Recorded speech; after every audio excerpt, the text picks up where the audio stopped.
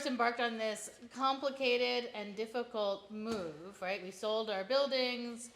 We have nowhere to go for something like 3 years and really no idea where we'd land or when. I used the metaphor of the Israelites in the desert. Do you remember?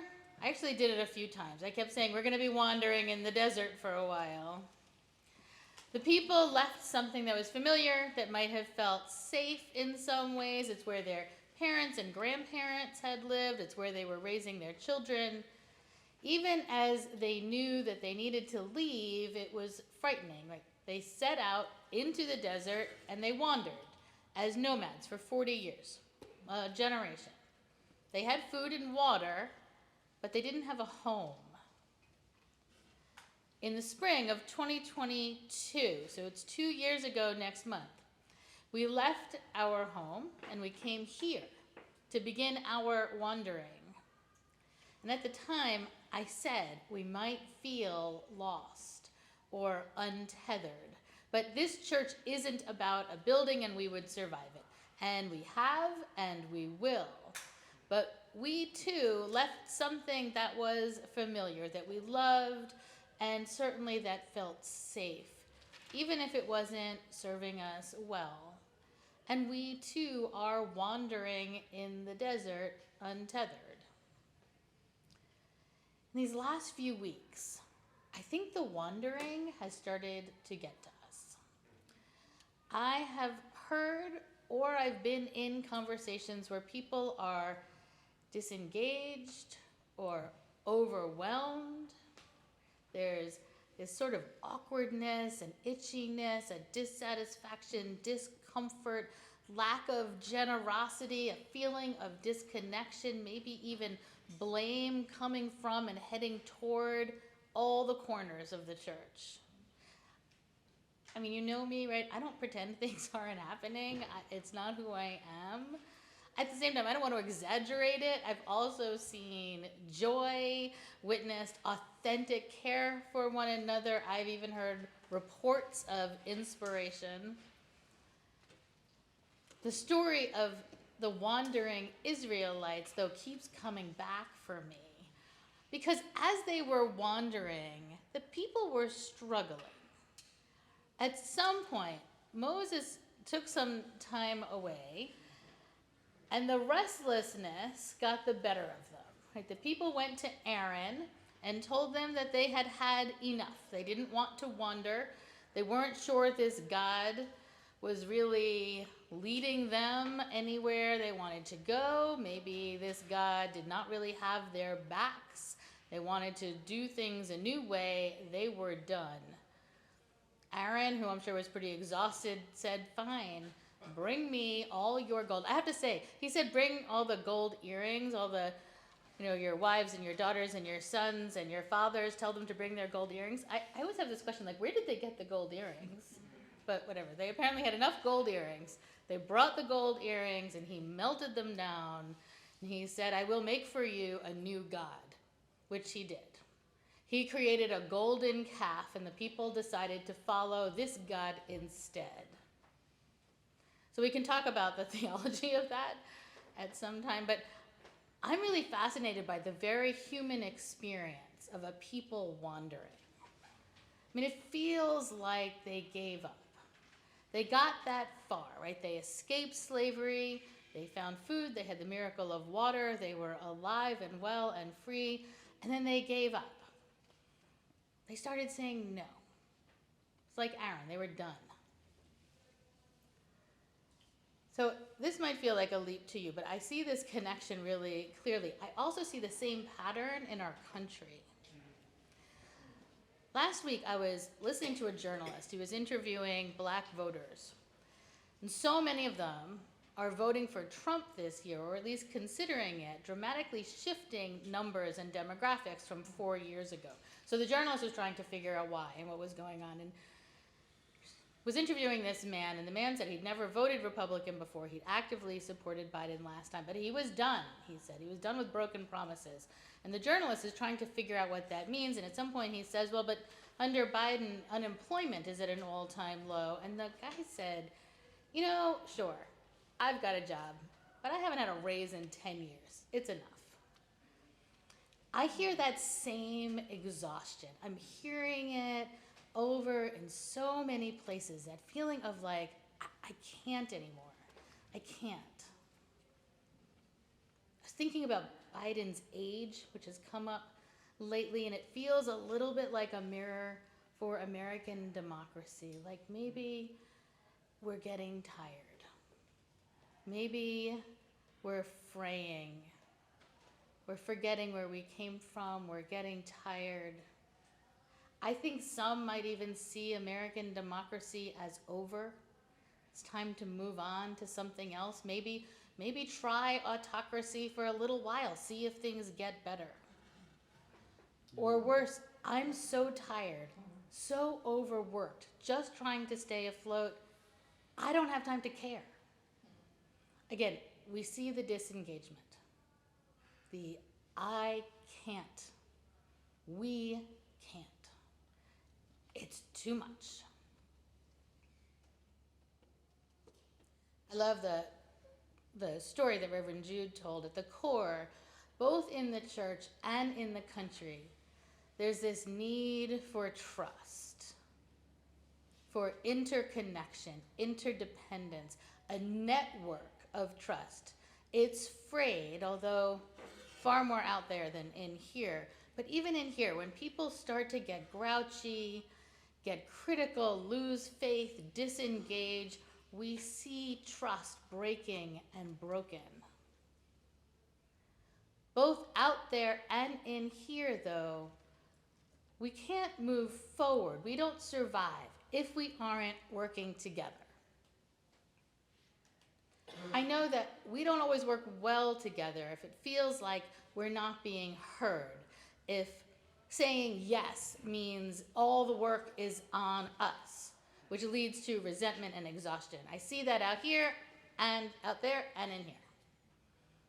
I hear people saying, I'm 3 paychecks away from being homeless. Or, I can't have children because I can't afford to live anywhere other than a 1-room apartment. Or, my mother needs more care than I can give her, but I can't afford the help. Or, hundreds of thousands of people are living on the street, and I feel breathless just thinking about how we'll ever address that crisis.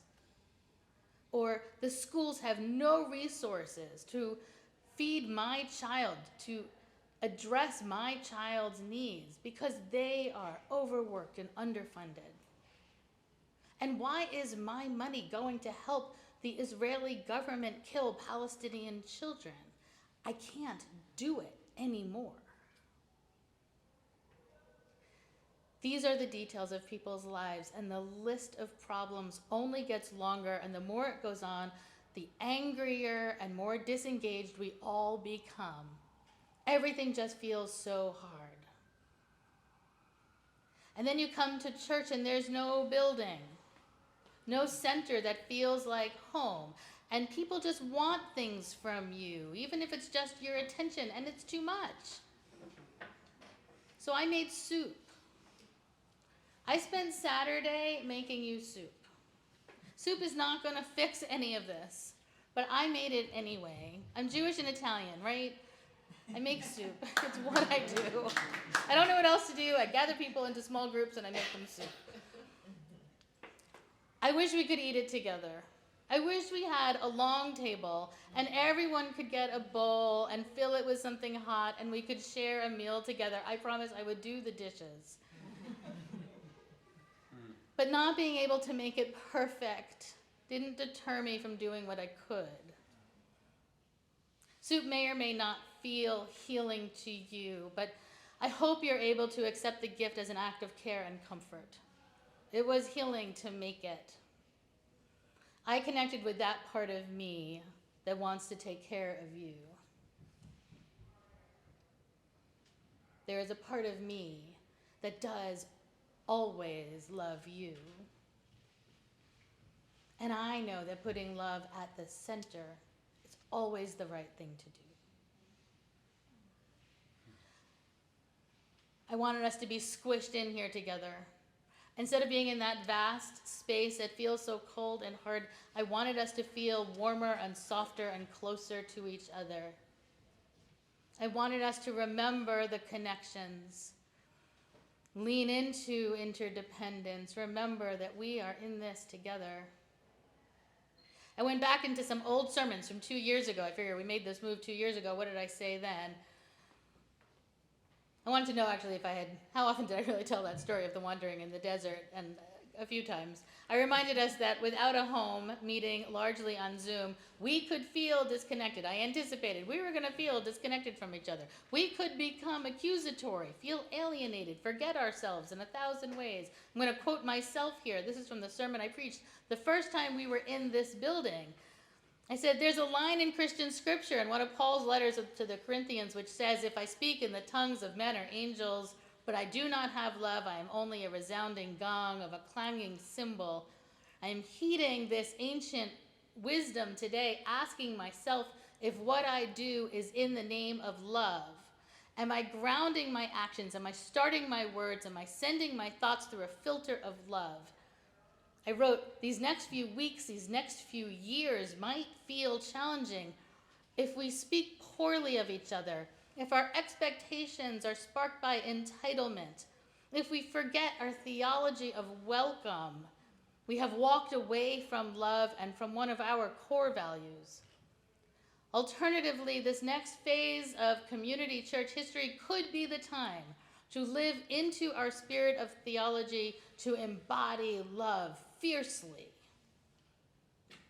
If we aren't ministering to our buildings, we can minister to each other and to this hurting, broken world that so desperately needs our message of radical inclusivity. We are who we've always been, nonconformists, breaking new theological ground, bringing love to the streets. That's who we were, that's who we will always be. That's what I said when we were starting this journey. I continue to believe it's who we were and who we are. And I don't know what's going to happen in the nation this year, but I have faith in us. In 1 year, I believe we will be in a new building. I am working very, very hard to make it happen. As much as I think that will ease the tension, we have to stay true to ourselves now so that when we arrive, we are still us. Over this next year, let's try to remember a few things in response both to what's out there and what's in here. We are love. Change is uncomfortable and sometimes very sad. Some of what's happening is frightening or disconcerting. But we are love. We are the embodiment of the spirit of love. We can make choices that increase love. We can make choices that demonstrate trust. We can reach out to each other in tenderness and care, in gratitude and honesty, and we can find that we too are better for it when we do. We can build into our system an expectation of softness and comfort. Even if only this next year, when our country will be in disarray, this year, when our congregation will still be without a home, we can be intentional about seeing each other, responding to each other in gentleness. We can, for now, for today, for this week, for this month, for the time we each have left, we can see and know that putting love at the center means we are all, each the same, grounded and surrounded, and the embodiment of one great love. The one that holds us all together, that breathes in and through us. Wandering, anxious, disengaged, critical, we can let it all go and reconnect with our source. We are, you are, we are each and every one the body of love.